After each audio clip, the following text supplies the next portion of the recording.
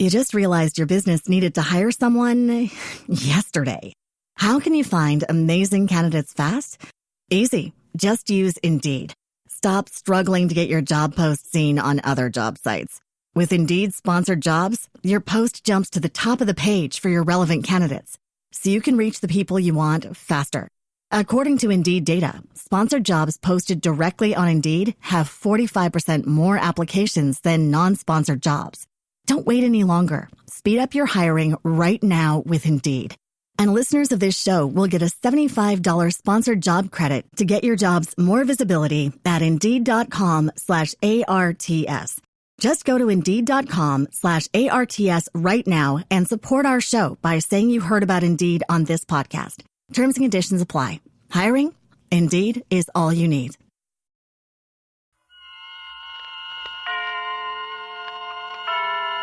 Autolite and its 96,000 dealers present Suspense. Tonight, Autolite brings you Vamp Till Dead, a suspense play starring Miss Ginger Rogers.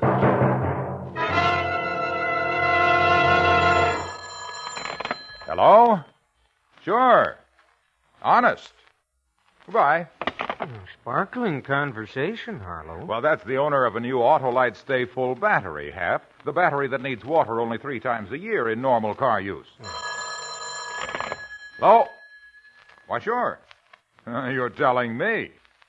Bye. Harlow, are you speechless? No, Hap, that's my friend again. He wants me to know his new Autolite Stay Full battery has fiberglass retaining mats protecting every positive plate to help prevent shedding and flaking and keep the power-producing materials in place. And you said nothing? Well, there is nothing to say after such a sound statement, Hap. And then he said the Autolite Stay Full battery gives 70% longer life, as proved by tests conducted according to SAE minimum life cycle standards. So, friends, see your neighborhood Autolite battery dealer and have him install in your car an Autolite Stay Full battery, the battery that needs water only 3 times a year in normal car use. And remember, you're always right with Autolite. And now, with Vamp Till Dead and the performance of Miss Ginger Rogers, Autolite hopes once again to keep you in suspense.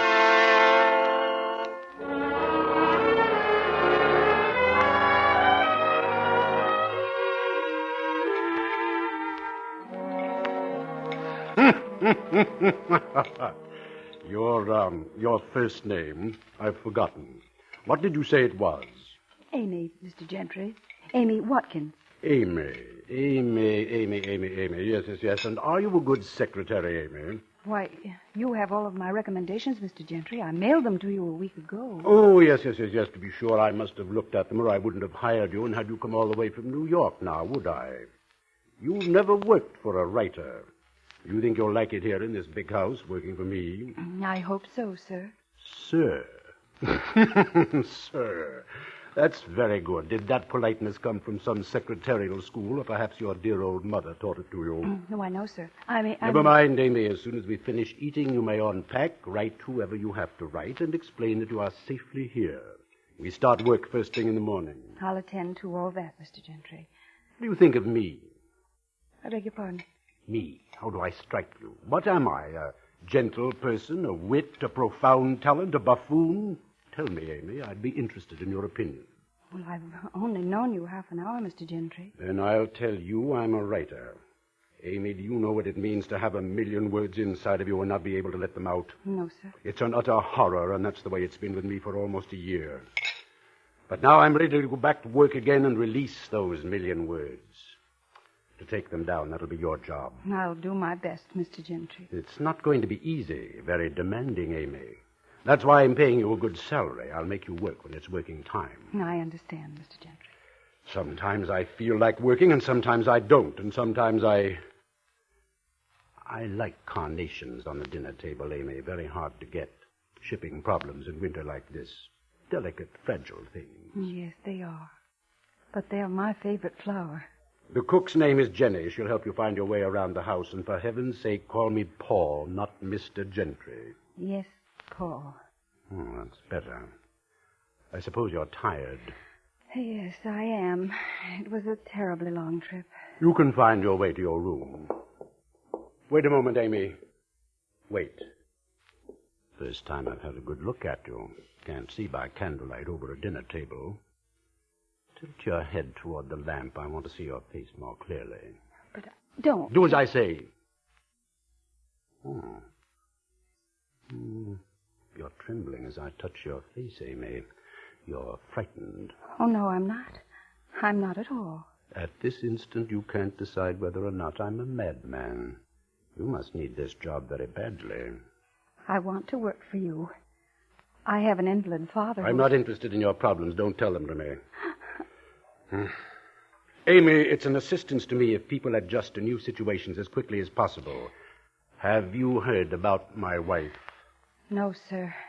I haven't. Well, you will, so I'll tell you. People around here say I killed Mrs. Gentry.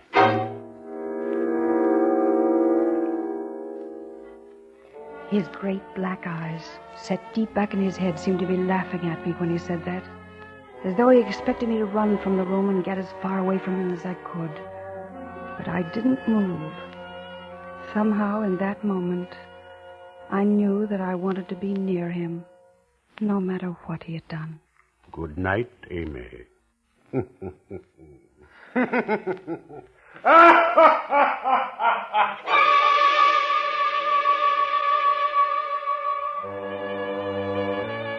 I went upstairs to my room.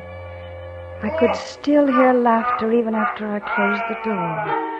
And then, finally it stopped.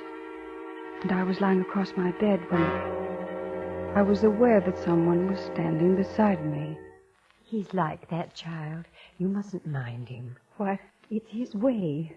A way you'll come to know and understand if you remain here and work for him. I'm Jenny, the cook. Oh, yes.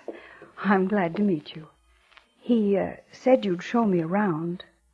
Somehow I didn't imagine you'd be like this. Oh, my dear. Well, I find more satisfactory inspiration in serving meals for a fine writer like Paul Gentry than I ever found in the 23 years I taught a high school English class. Jenny, I'm going to like you. Don't let him upset you. He really doesn't mean it. He can be as gentle as he is harsh. No one really understands him. Did Mrs. Gentry understand him? No, she didn't. She never made an attempt. There's a question in your eyes, Amy.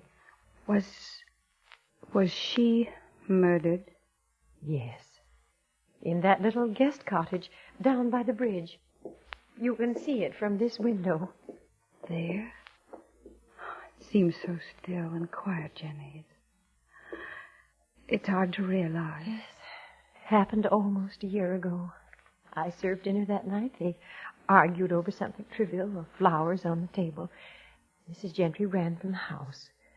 A few minutes later, I could hear her playing the piano from that cottage. Some little tune that always infuriated him. The next morning, her body was found slumped over the piano.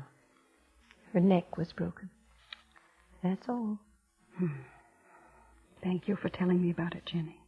There was no evidence against Mr. Gentry. No proof. Only hearsay and talk. I see. You'll hear that talk from time to time, Evie. Will it disturb you? No, I don't think so. Strange. What? Your appearance, my dear. It's really quite remarkable how much you resemble Isabel Gentry.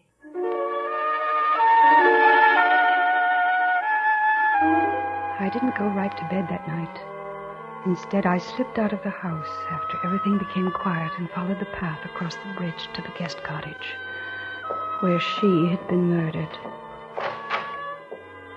The door was unlocked, and even though it was dark, I found the piano.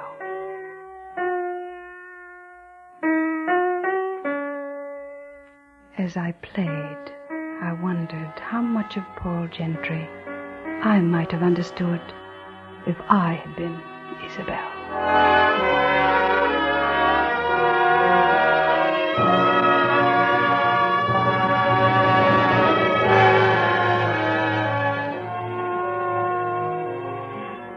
For the next 3 weeks, I took dictation from morning till night.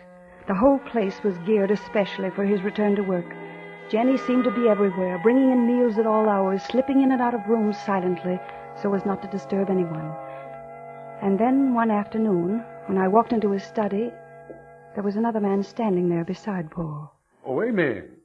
This is Al Pender, a local newspaper man. He tried his best to have me indicted for murder. Oh? How do you do, Mr. Pender? I'm a celebrity, Amy. Pender wants to interview me about my new book. Why don't you tell him all about it? I wouldn't want the responsibility, Paul. You can tell him how bad it is as well as I can. No, Paul. I couldn't say that about it. What could you say about it? Anything worthwhile? The dropped eyes, the withdrawal. Isabel used to react the same way when I became angry with her. Do I remind you of her? Yes, you remind me of Isabel, of all the things in her that stopped me from writing. How do you like that, Pender? There's a story for you to print. You want me to print it, Gentry? I'd kill you if you did. I'm sorry that I remind you of Isabel, Paul. Are you, Amy? You just realized your business needed to hire someone yesterday. How can you find amazing candidates fast? Easy. Just use Indeed. Stop struggling to get your job post seen on other job sites. With Indeed sponsored jobs, your post jumps to the top of the page for your relevant candidates, so you can reach the people you want faster. According to Indeed data, sponsored jobs posted directly on Indeed have 45% more applications than non-sponsored jobs. Don't wait any longer. Speed up your hiring right now with Indeed. And listeners of this show will get a $75 sponsored job credit to get your jobs more visibility at Indeed.com/ARTS. Just go to Indeed.com/ARTS right now and support our show by saying you heard about Indeed on this podcast. Terms and conditions apply. Hiring? Indeed is all you need. At Arizona State University, we've made online education better, smarter, and more personalized so you can go further in your aspiring field. I decided to pursue medicine once I realized that ASU did have the online program for biological sciences. You're still required to learn the same curriculum. You're still being tested on the same content that anyone would be tested on in person. The comprehensiveness of the program prepared me so well for medical school. Explore over 300 programs at asuonline.asu.edu. Are you really? No, I don't think you are. I don't think you are at all. Well, has he been like this much? I'd rather not say, Mr. Pender. Al. Oh. I'm glad he left, Amy. I think you're a nice person. Thank you. Too nice to work for him. How'd you meet him? How'd you get this job? I found out he was going back to work and needed a secretary. Did you know that no one in town would work for him? Yes, because of Isabel Gentry. And still you came here? Yes. He killed her. Everyone knows it. It was never proved. No, because of a technicality. I watched him here with you. He looked at you the same way he used to look at Isabel, with that fury in his eyes. I know that. And there's a reason. At times, Amy, you look a great deal like her. That means you're in danger as long as you're around him. He's a madman. He might actually think of you as Isabel. I want him to think of me as Isabel in every way possible, every day, every minute. There must be some way to prove he killed her. Who are you? I'm Isabel Gentry's sister.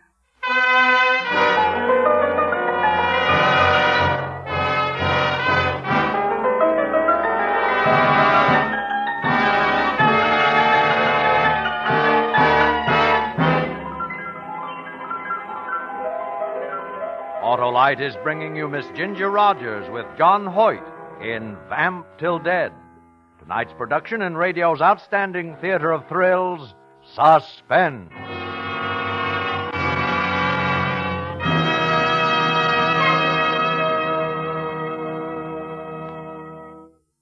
No phone calls, Harlow. I guess I'll start to go. Well, you'll have plenty of starting power to get going in your car, Hap, with an Autolite Stay Full battery, the battery that needs water only 3 times a year in normal car use. Harlow, you throw those lines so fast, I need a chest protector. Protection? Why, the Autolite Stay Full battery has over 3 times the liquid protection of batteries without Stay Full features. So, the Stay Full needs water only 3 times a year in normal car use. Go on, Harlow, and remind me... That the Autolite Stay Full battery has fiberglass retaining mats protecting every positive plate to help reduce shedding and flaking and keep the power-producing materials in place. How long can this last? Autolite Stay Full batteries last longer, give 70% longer life, in fact, as proved by tests conducted according to SAE minimum life cycle standards. Good night, Harlow. Yes, friends, it's a good night to join the legion of lads and lassies who've latched on to an Autolite Stay Full battery, the battery that needs water only 3 times a year in normal car use. See your neighborhood Autolite battery dealer. And remember, you're always right with Autolite. And now, Autolite brings back to our Hollywood soundstage Miss Ginger Rogers in Elliot Lewis's production of Vamp Till Dead, a tale well calculated to keep you in suspense.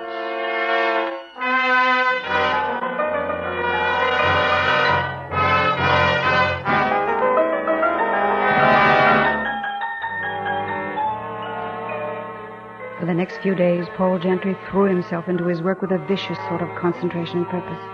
But his efforts were all in vain. His writing seemed to go from bad to worse. The stories were twisted, perverse, distorted studies in human behavior. The women were inevitably deceitful, the men tortured and driven to insane rages. Terrible. Terrible.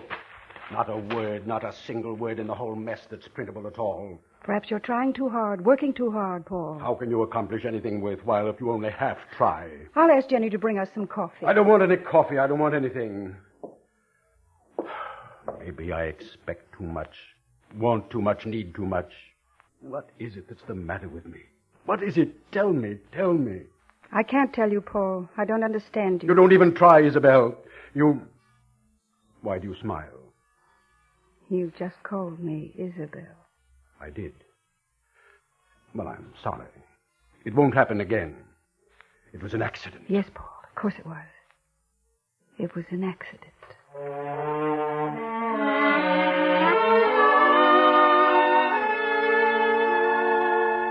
For the first time since I had met him, Paul Gentry was confused, and it was the confusion I had been hoping for. I began to do everything the way I had remembered Isabel. I wore her favorite perfume. I held my head to one side and smiled the way she used to. I started dropping her expressions in my speech. I wasn't sure all the time whether I was torturing him or he was torturing himself. But unconsciously, he began to think of me as Isabel. Even Jenny noticed it.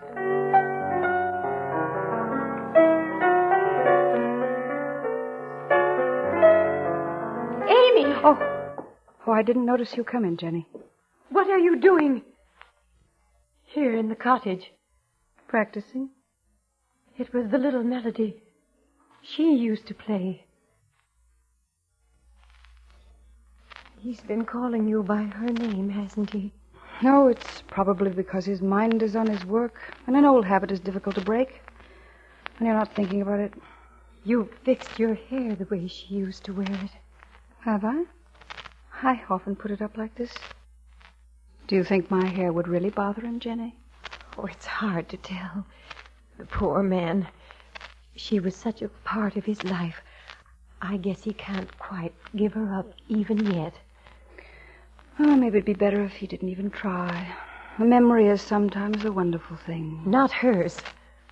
There was something about her that killed his inspiration to create and left him with a feeling only to destroy. And he's done a good job, starting with himself. His writing is very bad. What do you think I could do to help him? Leave. Because no one can help him but himself. But if he's going to write, he needs me.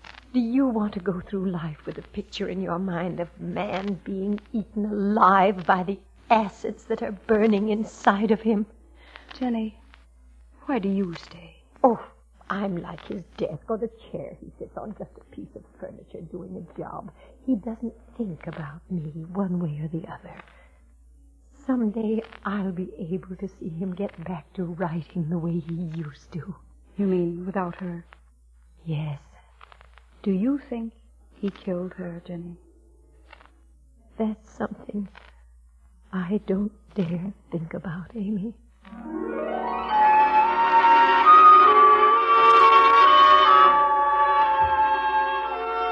I thought about it. In the days that followed, Paul's work went from bad to worse, and so did his temper. He was unmanageable most of the time. Then his headaches finally came upon him and couldn't work for hours at a time.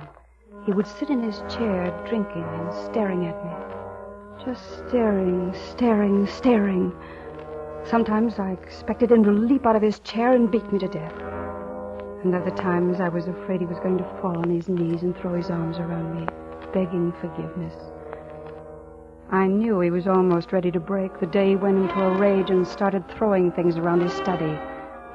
I left the house and walked down to the bridge. I was only alone for a minute. Hello, Amy. I heard all kinds of noise in the house. What's going on? Suppose I ask you what's going on. You seem to be keeping a pretty close watch on me. Why? I call it humanity. Call it what you like. I don't want anything to happen to you. Is that the only reason? No. I want to be around when he breaks up completely. Are you sure it's just humanity? Or trying to catch a murderer?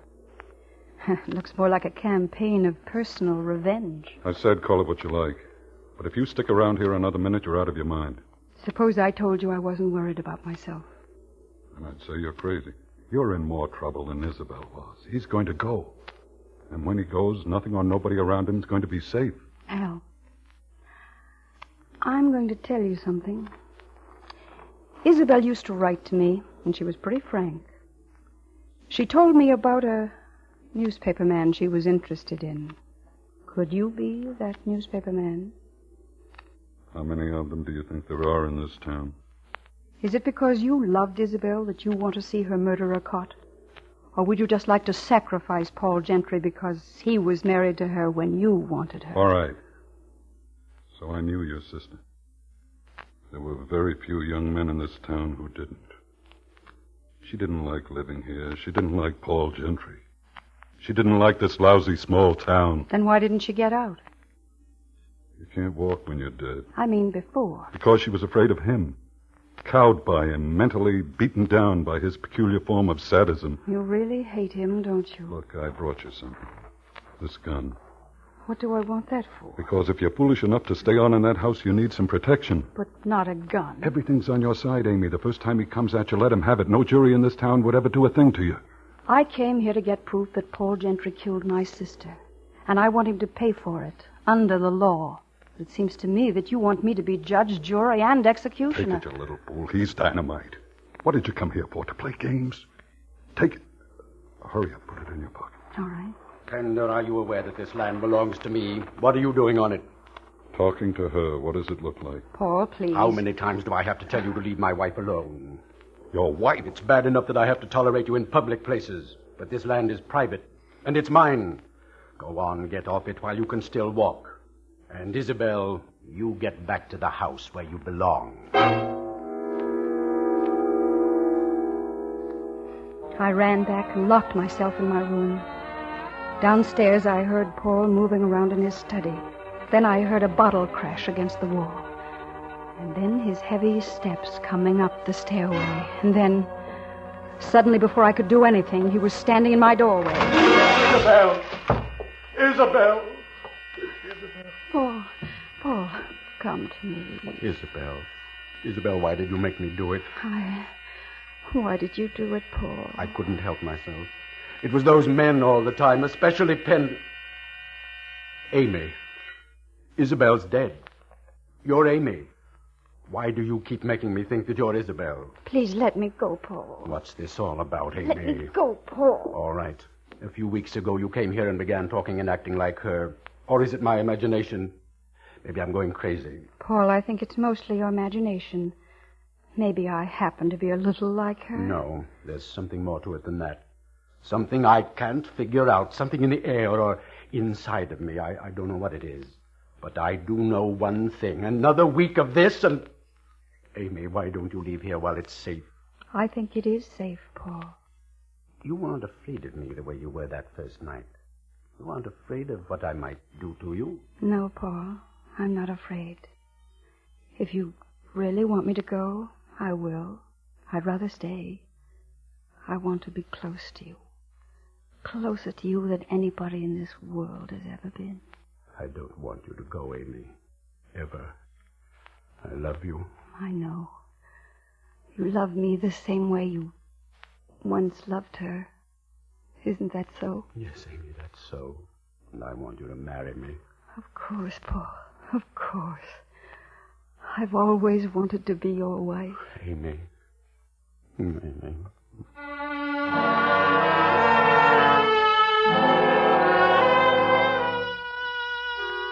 I let him kiss me then, hoping he wouldn't feel the gun in my pocket.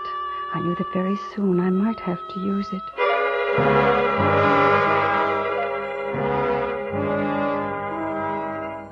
The next evening, when we came back from the wedding license bureau, he planned a wonderful dinner for two. The table was beautiful with candles and flowers and expensive silver. When I walked into the dining room, I was dressed in the perfect image of my sister, as I remembered her. Isabel, you never look more beautiful. Thank you, Paul. Your chair. Thank you. We are having roast mallard duck. I shot them myself and kept them in the deep freeze. Are you ready for dinner, Mr. Gentry? Yes, Jenny. Yes, sir. Oh, Jenny, use the large soup bowls, please, for Isabel. I understand, sir. I know you prefer them, darling. Yes. Something wrong, Isabel? Paul, I just noticed. You have carnations on the table. Why, yes.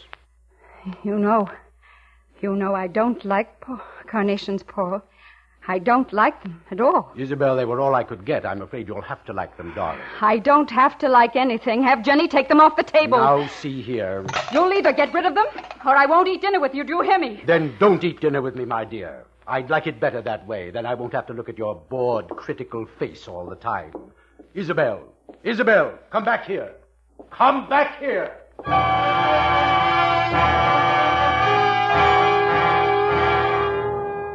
I rushed out the door and down toward the cottage. And then I remembered it had been a year to the night that Isabel had died.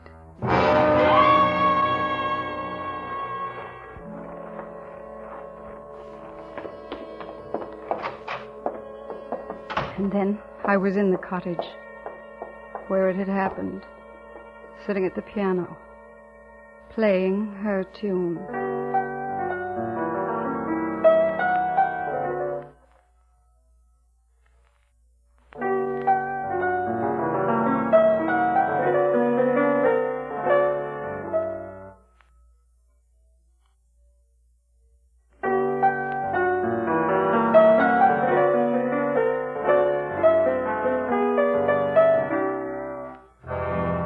I sat there waiting. I knew that I would hear steps first, then a door. But I heard nothing. Nothing but the wind outside.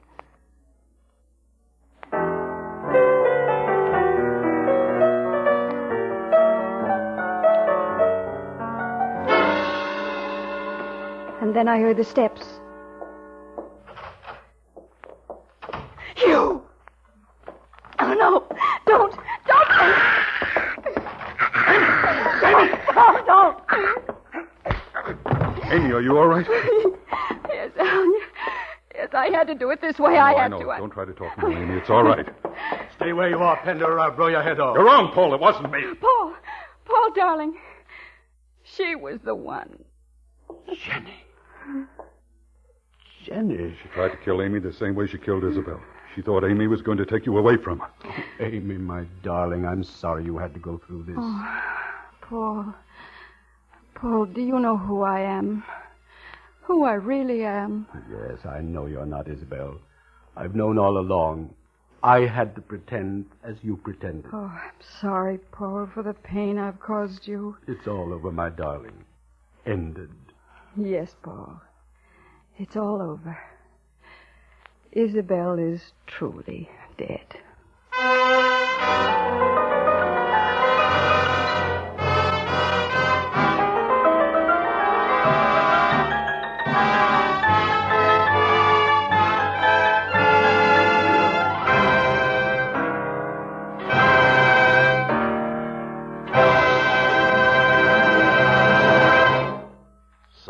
Suspense, presented by Autolite. Tonight's star, Ginger Rogers. Friends, this is Harlow Wilcox again. I'd just like to remind you that you're always right with the more than 400 products made by Autolite for cars, trucks, planes, and boats in 28 plants from coast to coast. These include complete electrical systems used as original equipment on many leading makes of America's finest cars. Electric windshield wipers, starting motors, voltage regulators, coils, distributors, wire and cable, generators, all engineered to fit together perfectly, work together perfectly, because they're a perfect team. So, friends, don't accept electrical parts supposed to be as good. Ask for and insist on original factory parts at your neighborhood service station, car dealer, garage, or repair shop. And because all Autolite parts are original factory parts, you can be sure you're right, because you're always right with Autolite.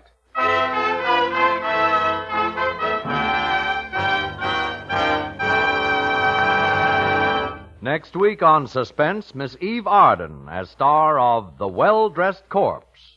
And in weeks to come, you will hear such famous stars as Ezio Pinza, Paul Douglas, and James Stewart, all appearing in tales well calculated to keep you in suspense.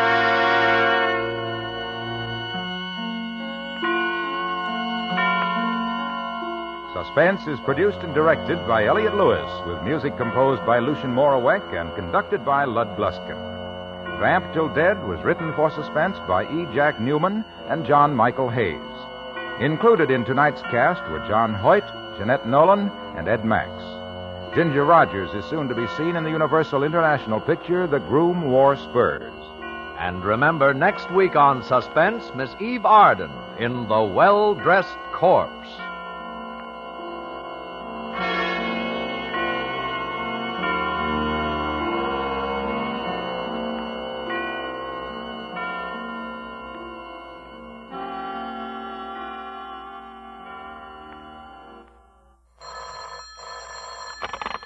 Buy Autolite Stay-Full batteries, Autolite Standard Type or Resistor Type spark plugs, Autolite electrical parts at your neighborhood Autolite dealers. Switch to Autolite. Good night. This is CBS, the Columbia Broadcasting System.